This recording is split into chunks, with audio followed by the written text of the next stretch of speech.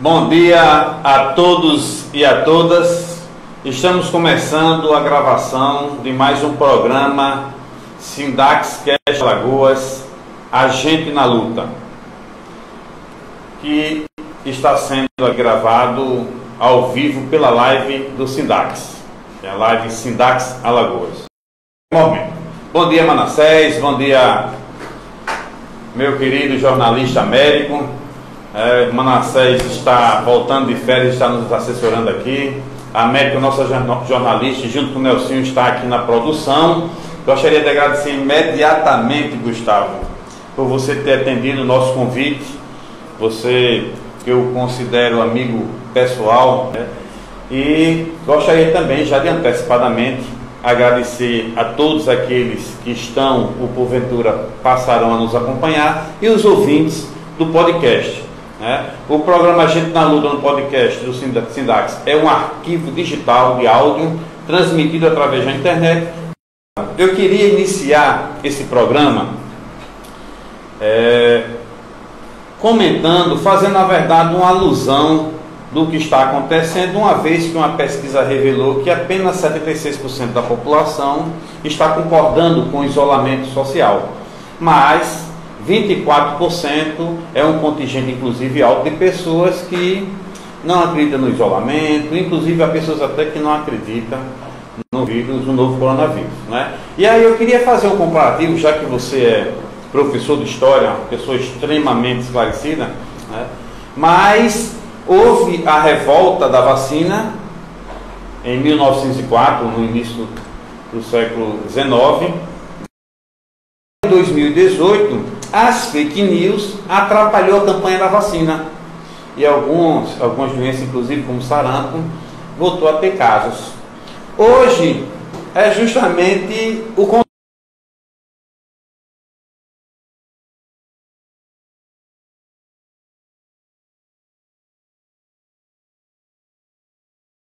isso. E essas pessoas que compõem esse contingente de 24% não estão acreditando na importância do isolamento, justamente porque estão acreditando no presidente da República. Eu queria, Gustavo, que você pudesse fazer um comentário a respeito, né, de como convencer.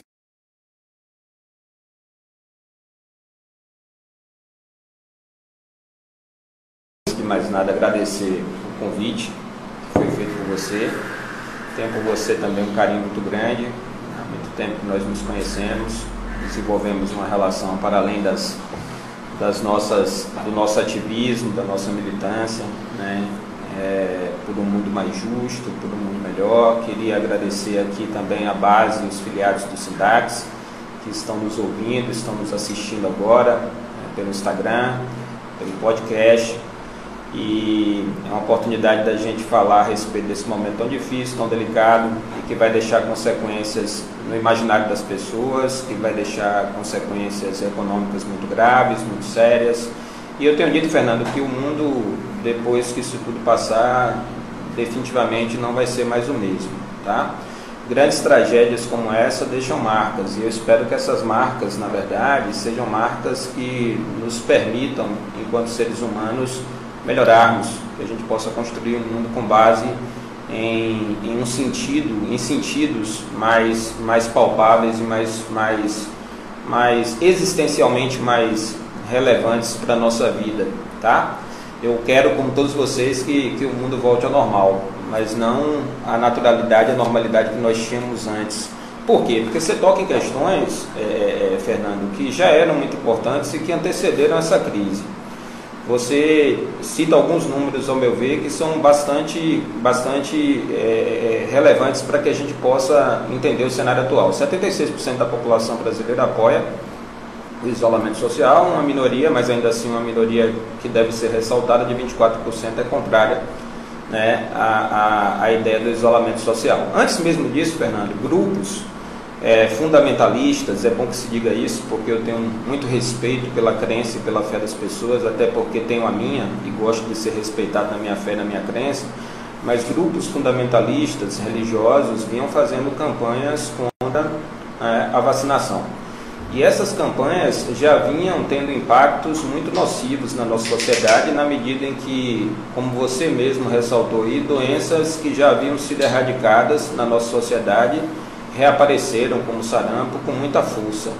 Então, penso que, na verdade, grupos como esses, que propagaram durante muito tempo o irracionalismo na sociedade brasileira, hoje, de certa forma, estão por trás dessas campanhas que vêm sendo feitas com o aval, na verdade, do presidente da República contra o isolamento social. O isolamento social, Fernando, não é uma escolha, não é uma opção, é a falta de opção na medida em que nós não temos ainda medicamentos confiáveis para tratar o Covid-19 e não temos ainda uma vacina. Então ninguém aqui, na verdade, está fazendo isolamento ou está propagando isolamento porque essa é uma opção. Ela é a ausência de opção. É a única opção que nós temos, na verdade. E você toca num fato histórico que talvez tenha muitas semelhanças com esse momento que nós estamos vivendo aqui agora, que é a revolta da vacina que ocorreu aqui no Brasil em 1904, quando o Rio de Janeiro, em especial, que era a capital do Brasil na época, havia se tornado um paraíso de epidemias, né? A ausência de saneamento básico, o crescimento desenfreado das comunidades, das favelas, o Vidigal, o Cantagalo, a Rocinha, enfim, o Morro da Providência, a situação de miséria em que se encontravam os negros que haviam sido libertados, porque a abolição havia acontecido um pouco antes, mas o governo não havia discutido, na verdade, uma rede de proteção social que pudesse amparar aqueles negros que foram libertos. Então, o Rio de Janeiro, pela falta de saneamento básico, pela falta de políticas públicas, havia se tornado um paraíso de epidemias. E o governo, na verdade, não soube dialogar adequadamente com a população brasileira na época sobre os benefícios daquela campanha de vacinação. Então, ali nós tivemos dois problemas, Fernando. Por um lado, um governo insensível que não soube fazer uma campanha para conscientizar a população brasileira sobre os benefícios que representava naquela época a vacinação. E, por outro lado, um povo ignorante que se deixou levar, na verdade, por propagandas místicas que propagandeavam pelo Brasil a ideia de que o verdadeiro interesse do governo era matar a população. E a população se revoltou numa das maiores revoltas urbanas que aconteceram no Brasil ao longo da história, que foi a revolta da vacina de 1904. Por que eu entendo, Fernando, que há semelhanças entre aquele evento histórico e isso que nós estamos vivendo agora? Porque, pegando uma parte da tua fala, eu acho que o governo nos emite o tempo inteiro sinais trocados. Alguns agentes do governo federal, todos os dias, reforçam a importância do isolamento social. E por que o isolamento social é importante? Porque ele vai salvar vidas. Porque nós, Fernando, durante muitos anos, e aqui eu falo do Brasil, mas falo também de outros países, negligenciamos a questão da saúde. Nós optamos por um caminho nefasto de tratar a saúde como mercadoria. O acesso à saúde passou a ser mercantilizado.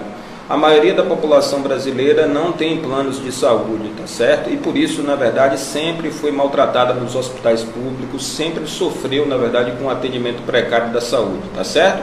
E uma parcela pequena da população brasileira pôde usufruir da questão dos planos de saúde. Fernando, isso aconteceu no Brasil, mas aconteceu em escala mundial. A saúde foi mercantilizada. E agora, quando nós nos deparamos com uma pandemia como essa, nós estamos querendo consertar em poucos meses uma negligência que foi, na verdade, mantida durante décadas. Nós negligenciamos, Fernando, um elemento fundamental, que é a questão da universalização do acesso à saúde. Eu espero, meu amigo Fernando, que passado tudo isso, o mundo possa discutir de forma séria a universalização do acesso à saúde. Mas agora, Fernando, o que nós temos, na verdade, é um jogo extremamente complicado, porque o ministro da Saúde fala sobre a importância do isolamento social e outras autoridades do governo, como o ministro da Justiça, por exemplo, o ministro da Infraestrutura. E, por outro lado, o presidente dá declarações todos os dias contrárias ao isolamento social. Isso gera uma confusão enorme na cabeça da população, no imaginário popular. Quem está certo? Quem deveria liderar a nação ou hiberna ou cria crises? É uma fábrica de crises. E essas informações desencontradas, Fernando, certamente nos ajudam a entender por que uma parcela da população brasileira ainda acha que o isolamento social é desnecessário e ainda acha, por exemplo, que o Covid-19 é apenas uma virose, uma gripezinha que vai deixar pequenos impactos, né, na sociedade e que, portanto, as atividades poderiam ser retomadas, a nossa vida poderia ser retomada, né, com normalidade, com naturalidade. Gustavo, eu tenho observado que o neoliberalismo perde com a pandemia. esse modelo de governo que tem sido disseminado aqui, sobretudo na América, ele perde, né? E assim, após o impeachment da presidenta Dilma Rousseff, se investiu na narrativa de que o Estado deveria ser diminuído. Inclusive, não havia necessidade de tanto investimento na saúde. E foi a partir dessa concepção que, inclusive, foi aprovada a PEC 95, a chamada PEC da morte, que restringiu ainda mais o que já era subfinanciado o SUS, né? E hoje a gente observa justamente o contrário, a necessidade de fortalecer as políticas públicas, sobretudo na saúde, porque a burguesia, vou nem usar esse termo burguesia, mas a elite que dizia que não precisava do SUS, agora ela está precisando 100% do SUS, quer seja nas pesquisas, quer seja nos testes e nas UTIs, no tratamento, para o enfrentamento ao Covid-19. Então, seria necessário o mundo repensar o modelo de governar os países, Gustavo? Eu acho que, Fernando, assim, foi exatamente isso que eu quis dizer, foi essa reflexão que eu quis propor para o nosso ouvinte, quando eu disse que eu, como todos vocês que estão me ouvindo agora, como o Fernando, como os profissionais que estão aqui agora, queremos retomar as nossas vidas. Queremos, de alguma forma, retomar a nossa normalidade. Mas, se nós pensarmos de forma crítica e reflexiva, nós já vínhamos muito mal, Fernando. No ano de 2019, a economia brasileira cresceu exatamente 1,1%. Esse crescimento foi proporcional ao crescimento da população, que foi de 1%. Na prática, portanto, não houve crescimento econômico. Nós tínhamos em 2019 uma taxa de desemprego que afetava cerca de 15 milhões de pessoas e cerca de 45 milhões de pessoas estavam uberizadas, trabalhando na mais completa informalidade, totalizando quase 60 milhões de pessoas. Para aqueles que estão me ouvindo agora terem uma ideia, isso equivale a 2 vezes a população da Argentina. Nós tínhamos 2 Argentinas paradas no nosso país.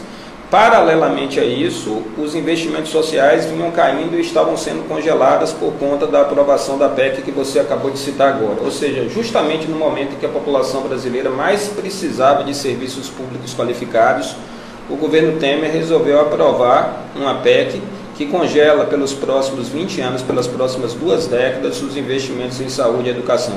Então é irônico, não deixa de ser irônico que nós estejamos vivendo tudo isso agora, nesse momento. Por quê? Porque eu penso que, passado tudo isso, Fernando, a gente vai ter que repensar de forma profunda o modelo de sociedade que nós queremos ter e na qual nós queremos viver, na qual nós queremos estar inseridos, Fernando. Eu acho que, na verdade, a ideia do liberalismo econômico, do neoliberalismo que você citou, ela vai deixar marcas muito profundas na população brasileira. E aí, na verdade, eu retomo a questão da saúde. Ainda que, na verdade, a implantação do neoliberalismo tenha sido mitigada, tenha sido de alguma forma atenuada, não totalmente paralisada nos governos do PT, mas houve, na verdade, nos governos do PT um aumento dos investimentos em programas sociais e um aumento de investimento, na verdade, em políticas públicas, tá certo? Não houve uma interrupção completa na implantação dos programas neoliberais, mas nós temos que admitir que houve uma mitigação, houve uma atenuação, na verdade, na implantação desses programas que vão ser retomados com toda a força nos governos Temer e no atual governo do presidente Jair Bolsonaro. Então eu acho que é uma questão fundamental que a gente possa, passado tudo isso, Fernando, repensar o modelo de sociedade que nós queremos ter. Não vai ser possível, Fernando, manter, por exemplo, essa PEC que foi aprovada no governo Temer. Por que não vai ser possível? Porque isso, na verdade, vai gerar danos até maiores do que os danos que já estão sendo gerados agora. Passado tudo isso, Fernando, a gente vai ter que retomar, na verdade, a atividade econômica. E para retomar a atividade econômica, Fernando, a gente vai precisar de Estado, a gente vai precisar de investimentos estatais, a gente vai precisar, na verdade, de um programa keynesiano. E aí eu me refiro aqui às ideias de um economista inglês que viveu nos Estados Unidos durante muito tempo, John Maynard Keynes. Estado, investimentos estatais. Sem investimentos estatais, é provável, Fernando, que a economia brasileira tenha uma taxa de decréscimo de quase 11%, que o desemprego exploda nesse país e, consequentemente, a gente tenha, na verdade, um tecido social à beira do colapso. Então, a gente vai precisar repensar esse modelo de sociedade. E eu acho que parte da população brasileira, nesse momento, Fernando, já está acordando para isso. Gustavo, eu queria fazer um comentário a respeito dessa sua fala, né? A necessidade do fortalecimento das políticas públicas do Estado, né? Mas assim, o ministro Henrique Mandetta, por exemplo, hoje é tido como herói. Eu não quero assim qualificá-lo, mas para um setor da sociedade ele é herói. Mas esse ministro que hoje é herói, que defende o fortalecimento do SUS, foi o mesmo que votou a favor da PEC 95 e da restrição de recursos para as sociais, inclusive para a saúde. É o mesmo ministro que foi diretor da Unimed e que defende a mercantilização da saúde, e também é o ministro que é contra o mais médico, né? Então é paradoxo. Acho que sim, mas é até certo ponto compreensível, porque acho que todo mundo, quando colocado próximo a Jair Bolsonaro, Fernando, de certa forma se sobressai com algum elemento de racionalidade. Ainda que o Mandetta, na verdade, não seja o herói, longe disso, ele está por trás da aplicação dessas políticas que hoje geram para a gente tantos danos, mas é compreensível porque uma parte da população brasileira, sobretudo uma classe média, um pouco mais esclarecida, atribua a ele uma certa racionalidade no que está acontecendo, né? Se nós colocarmos próximo do Jair Bolsonaro o mais liberal dos homens, ele vai ser visto como um elemento de racionalidade, porque nós temos, segundo um editorial que foi veiculado hoje pelo segundo maior jornal do mundo, cara, o The Washington Post, nós temos o pior presidente do mundo, cara, no enfrentamento da crise. Jair Bolsonaro encarna todos os elementos de irracionalidade que foram objetos de reflexão aqui, Fernando, na tua primeira pergunta. Então é compreensível, porque uma parte da população brasileira enxerga o Mandetta agora como uma alternativa. Nós temos hoje no governo federal uma divisão muito clara. Há um grupo, na verdade, né, que ainda se articula em torno do presidente da República e de toda a sua irracionalidade, e há um grupo que se articula em torno do ministro Mandetta. E que grupo é esse que se articula em torno do ministro Mandetta? Principalmente, na verdade, a Câmara Federal, chamado Centrão, e uma parte dos governadores de estado. Porque o Jair Bolsonaro adotou uma tática que parece irracional, mas obedece a uma lógica política. Vejam bem, para que vocês não fiquem confusos. Jair Bolsonaro, na verdade, é um elemento da Idade Média. Ele é portador de uma ideia de mundo nefasta e perigosa. Porém, há um elemento de lógica no que ele está fazendo. Todo o movimento político dele obedece a uma lógica política. E qual é essa lógica política? Ser contrário ao isolamento social, e depois que a conta tiver que ser paga, o desemprego, a crise econômica, ele vai jogar isso no colo dos governadores. Ele vai jogar isso no colo do ministro Mandetta. Com isso, ele busca salvar a sua sobrevivência política, ele busca ter sobrevivência política. Ou seja, uma atitude extremamente pequena, mesquinha e irresponsável diante do que a gente está vivendo agora. Talvez por isso, na verdade, os veículos mais racionais do mundo intitulem Jair Bolsonaro como o elemento mais perigoso e mais irracional frente a essa crise mundial que nós estamos vivendo. Então eu penso o seguinte, existem setores na direita, Fernando, e aí eu não me refiro a uma direita ultra radical que continua articulada em torno do Jair Bolsonaro, mas setores mais racionais da direita que buscam agora se articular em torno de outro nome, quer seja o nome do governador de São Paulo, João Dória, quer seja o nome do ministro Mandetta. Mas nós, na verdade, que temos um compromisso com as classes trabalhadoras, que temos um compromisso com outro projeto de sociedade, não podemos enxergar nem o Mandetta, nem o Dória como alternativa. Nós devemos buscar criar, Fernando, a nossa própria alternativa política. E penso que nesse sentido nós estamos falhando. Nós não temos conseguido pautar essa crise. Essa crise está sendo pautada por agentes da direita, né? Quem é que está pautando a crise? Os agentes da direita. Dentro do nosso campo, no campo progressista, quem mais tem se destacado? O governador do Maranhão, talvez, o Flávio Dino, né? O ex-ministro Ciro Gomes, talvez o governador da Bahia, Rui Costa. Mas essa crise vem sendo conduzida por elementos da direita e as disputas vêm se dando entre esse setor. Gustavo, o presidente diz que a economia vai mal, né? e que aquelas pessoas, sobretudo que vivem do mercado informal, precisam ir para a rua à busca do seu sustento, né? Insiste, trabalha essa narrativa, como você acabou mesmo de falar, de que as pessoas precisam ir para as ruas, né? Mas desta forma ele está contrariando a ciência, a medicina, o próprio ministro da Saúde, inclusive a Organização Mundial da Saúde. Mas o fato é que os partidos de oposição observaram, perceberam um vácuo da necessidade do presidente do governo federal, agora mais do que nunca, ajudar as pessoas nesse momento difícil, né? E a partir de um projeto de lei da oposição está saindo aí esse auxílio emergencial. Mas o que eu queria falar é que, certo, o governo federal está fazendo sua parte, mesmo que por iniciativa da oposição. O governo do estado fez um pacote econômico, adiando o pagamento de alguns tributos, né? O prefeito também, mas a minha indagação, já que você foi inclusive candidato a prefeito, aí eu pergunto, se você tivesse sido eleito, Gustavo, hoje você fosse prefeito de Maceió, você apenas iria dar um kitzinho de higiene ou uma cesta básica, como o prefeito de Maceió junto com o governo do estado está fazendo, ou você estabeleceria uma política realmente social que pudesse fazer com que a sociedade, sobretudo aqueles que estão necessitados agora de uma ajuda, pudesse fazer esse enfrentamento? Nando, em primeiro lugar, eu acho que o presidente da República está mais para balconista de farmácia do que para presidente, tá certo? Com todo o respeito que eu tenho aos balconistas de farmácia, mas essa não deveria ser a função dele, tá? Ele deveria estar agora liderando um grande pacto nacional de salvação da população brasileira. Mas quando a gente assiste Jair Bolsonaro, ele está receitando remédios que não estão sendo receitados nem pelos médicos. É um sinal dos nossos tempos, né? O senso comum está pautando a ciência. Tem gente fazendo passeata e carreata nas ruas para obrigar médico a receitar remédio, né? Isso dá bem a ideia do absurdo que a gente está vivendo, dos tempos que nós estamos vivendo. Segundo, são tempos de falsos dilemas, Fernando. Assim, a gente está criando o tempo inteiro falsos dilemas. O primeiro falso dilema é salvar a economia ou salvar as pessoas. Eu entendo que isso é um falso dilema, porque não existe economia sem pessoas, Fernando. Assim, barata.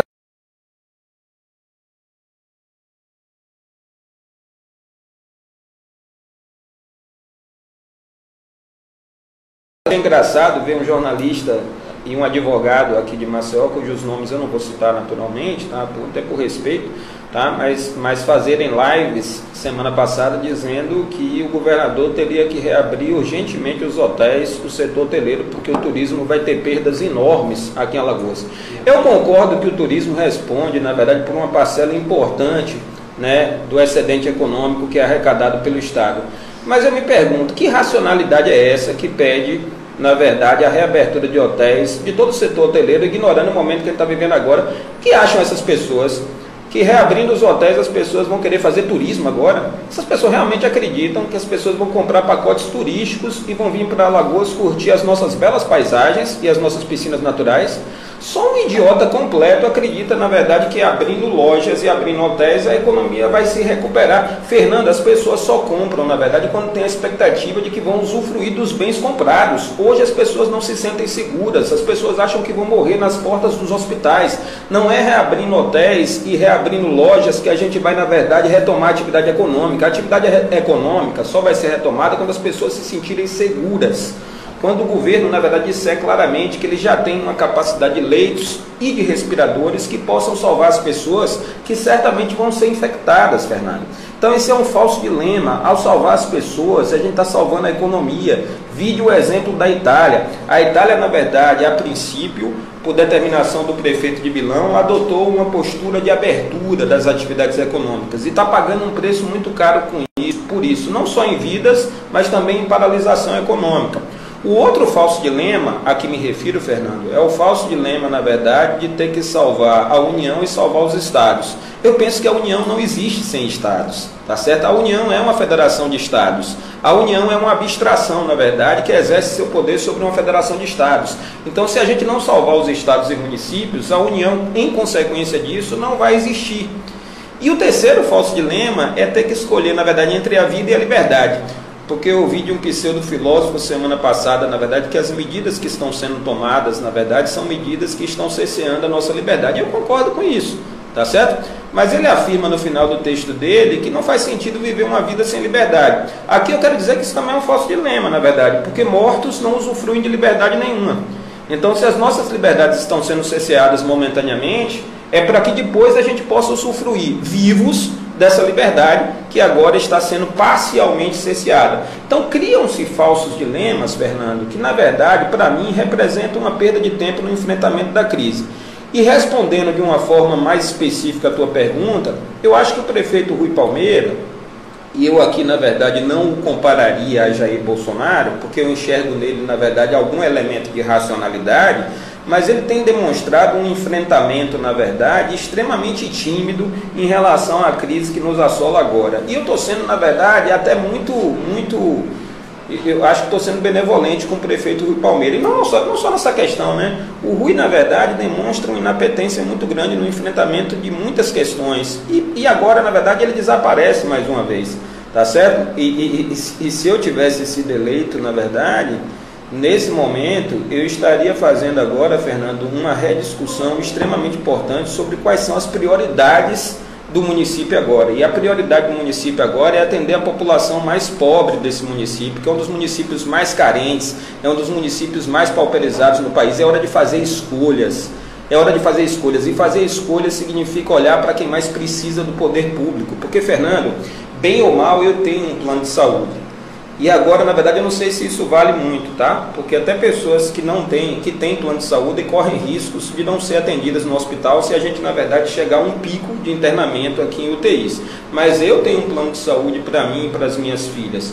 Eu tenho um carro, eu tenho, na verdade, escolas particulares e posso pagar, na verdade, um aluguel ou posso pagar, na verdade, um financiamento de um apartamento. Mas tem uma parte da população que está vivendo nas praças e está muito mais exposta a esse vírus do que nós, do que eu e você, do que as pessoas que estão trabalhando conosco aqui agora. E é hora do poder público olhar para essas pessoas. E aí, Fernando, eu penso que o governo federal, o governo municipal e o governo estadual estão fazendo muito menos do que poderiam fazer. O governo norte-americano, na verdade, anunciou um pacote de ajuda às pessoas de quase 3 trilhões de dólares.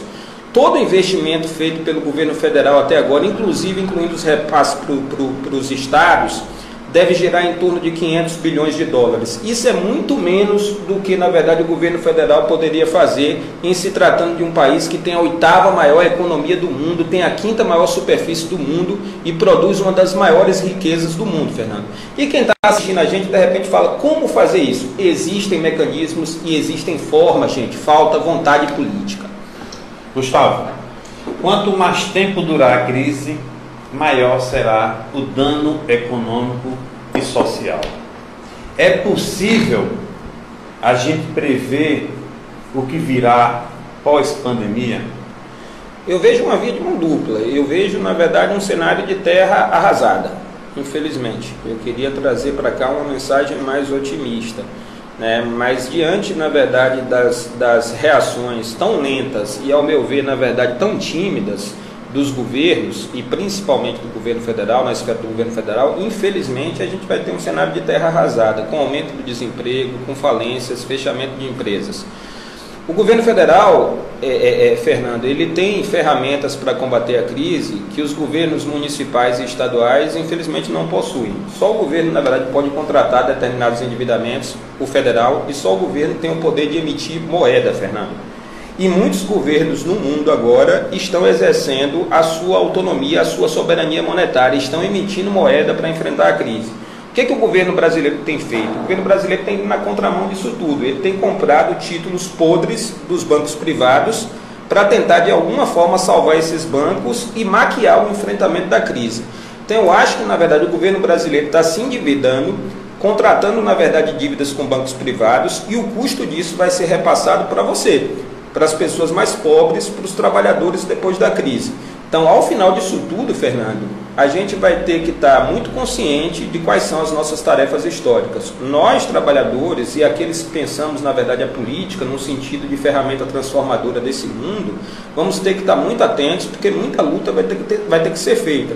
Quando eu digo que a gente vai ter um cenário de terra arrasada, eu não estou convidando as pessoas a caminharem agora em direção às suas sepulturas, não.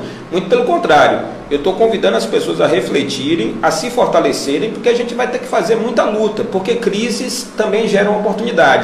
A gente vai poder fazer escolhas melhores, a gente vai poder olhar para nomes melhores, a gente vai poder pensar um modelo de sociedade melhor, que é esse que está sendo nos oferecido como se fosse o único caminho que nos resta. Não é, e eu tenho certeza, na verdade, que a vida vai cobrar da gente muita coragem e muita luta daqui para frente.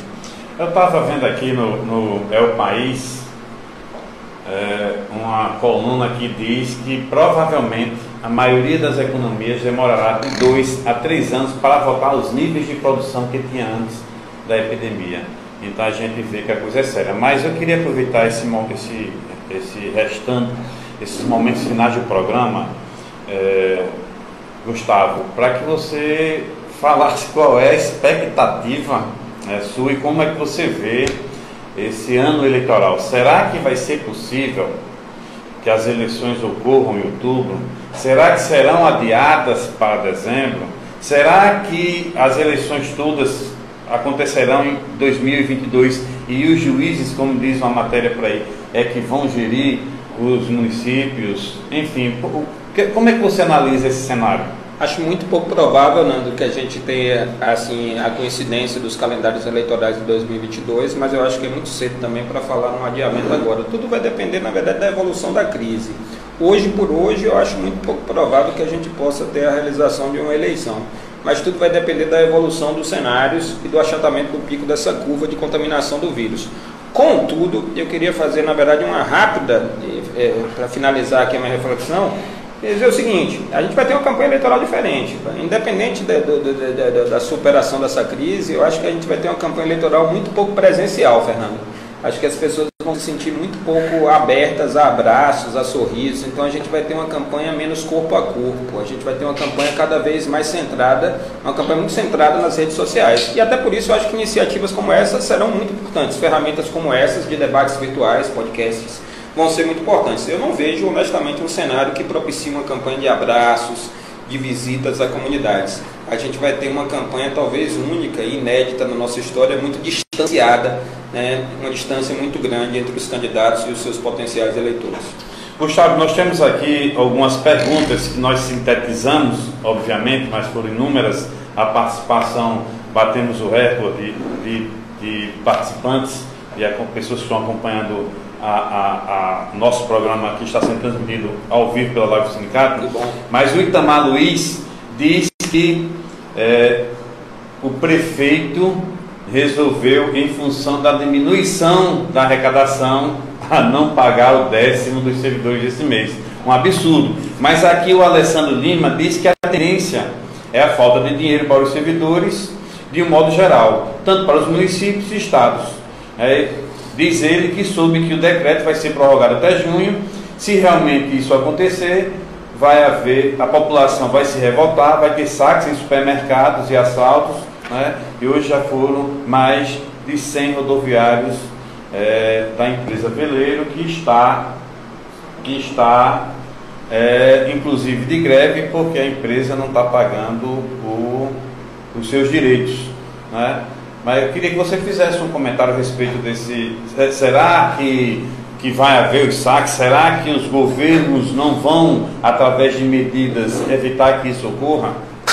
Fernando, eu tenho uma pessoa que trabalha conosco, que é diarista da minha casa, e quando essa crise começou, eu me comprometi com ela a permanecer pagando o salário. Não sei até quando isso vai ser possível. Eu e minha esposa, nos comprometemos a fazer o cadastro dela para que ela pudesse receber esse auxílio emergencial. Até agora, na verdade, nós não obtivemos nenhuma resposta. E eu conheço pessoas, na verdade, que estão na mesma situação. Cadastro em análise, cadastro em análise, cadastro em análise. Eu já disse aqui que as medidas tomadas pelo governo federal, pelos governos, né, numa esfera geral, tá, nas 3 esferas, têm sido medidas extremamente tímidas. Mas, além de serem tímidas, elas são lentas. Então, eu não descarto, Fernando, assim, uma ruptura de tecido social muito profunda se esses recursos não começarem a ser pagos com urgência, porque o estômago é uma coisa que não espera, Fernando.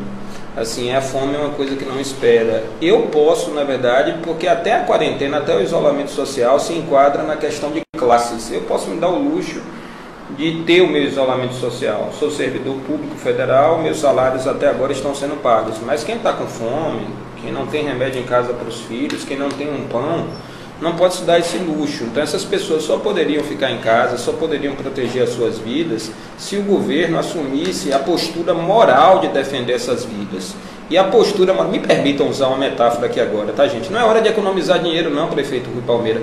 Não é hora de economizar dinheiro, Jair Bolsonaro. É hora de jogar dinheiro de helicóptero nas comunidades. É óbvio que quando eu jogar dinheiro de helicóptero, eu estou usando uma metáfora, mas é hora de soltar dinheiro para essa gente. E depois a gente vê como é que a gente paga a conta, gente.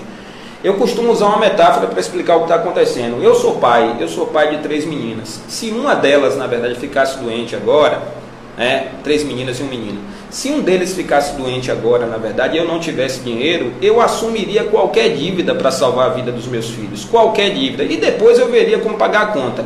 Ao que me parece, os governos estão se comportando como pais que estão com seus filhos doentes, precisando de uma cirurgia, mas pensam 1, 2, 3, 10 vezes antes de se comprometerem com um cheque especial. Um pai que ama seu filho, ele não pensa 2 vezes, ele vai se comprometer com cartão de crédito, ele vai tomar dinheiro com a agiota, ele vai se comprometer no cheque especial para salvar a vida do seu filho. Então nós temos pais que são insensíveis. E diante, na verdade, de tamanha insensibilidade, eu não posso descartar isso que foi colocado aqui pelos nossos ouvintes. Torço muito para que isso não aconteça. Mas não posso descartar, porque, como eu disse, a fome não espera, o estômago não espera, Fernando. Gustavo, as perguntas, os questionamentos aqui são todos nesse sentido de criticar o governo federal, como a maioria dos nossos ouvintes e que estão acompanhando essa live são agentes comunitários, agentes de Neemias, né? As críticas ao prefeito de Maceió, Rui Palmeira, por não pagar o 10º são inúmeras. Absurdo. Até porque essa medida infame, irresponsável, certamente repercutirá de forma negativa para o restante dos municípios alagoanos. Então eu acho que o prefeito deveria inclusive usar os mais de 270 milhões que tem de superávit para nesse momento investir no enfrentamento a essa pandemia, a esse novo vírus que é o Covid-19, e não deixar de pagar o 13º dos servidores. Eu gostaria, Gustavo, de mais uma vez dizer que é uma satisfação e uma honra muito grande tê-lo como amigo pessoal. Agradeço por você ter aceito o nosso convite e dizer que esse programa ele será gravado todas as quarta-feiras, sempre será disponibilizado, sempre será gravado ao vivo pela live do Sindax, será disponibilizado no YouTube e em todas as plataformas do streaming, como Deezer, Spotify e outro aí que eu não sei bem pronunciar, mas quem tem mais familiaridade com essas redes sociais devem saber. Gostaria de agradecer realmente ao Alessandro Lima, Edivaldo, a Deilda, muita gente, né, Nelsinho, muita gente. Se eu for citar, vou tomar muito tempo e posso correr, inclusive, correr o risco de cometer o erro de não citar alguém. Então eu gostaria de agradecer do fundo do coração a todos que nos acompanharam, nos participaram, e deixo para você as considerações finais. Agradecer mais uma vez o convite. Eu espero que esse tenha sido um momento importante para a reflexão, né, que nós compartilhamos aqui com vocês, que é da base do Sindax, vocês que são filiados ao Sindax. Imagino, na verdade, que o sindicato vai ter uma importância enorme, já está tendo nesse momento, mas passado tudo isso, a organização dos trabalhadores vai ser fundamental para que a gente possa impedir que esses governos coloquem na conta de vocês, na verdade, jogue no colo de vocês, né, a conta dessa crise. Essa crise tem que ser paga de outras maneiras. A gente tem que discutir, na verdade, o imposto sobre grandes fortunas, a gente tem que discutir, na verdade, a política de expansão da base monetária, a gente tem que discutir uma reforma tributária, na verdade, que despenalize as pessoas mais pobres, os trabalhadores, enfim. Existem outros meios de pagar essa conta e certamente não é mandando ela para os nossos endereços, não é jogando essa conta nos nossos colos, e eu penso que as organizações sindicais vão ter uma importância enorme. Então, um abraço à base do Sindacs, um abraço ao meu amigo Fernando, um abraço, na verdade, a toda a direção do sindicato, me colocar à disposição para futuros debates e dizer que foi um momento rico, um momento fecundo, oportuno para esse diálogo tão importante, tão relevante. Agradeço mais uma vez, Gustavo, forte abraço a todas e todas, a gente na luta.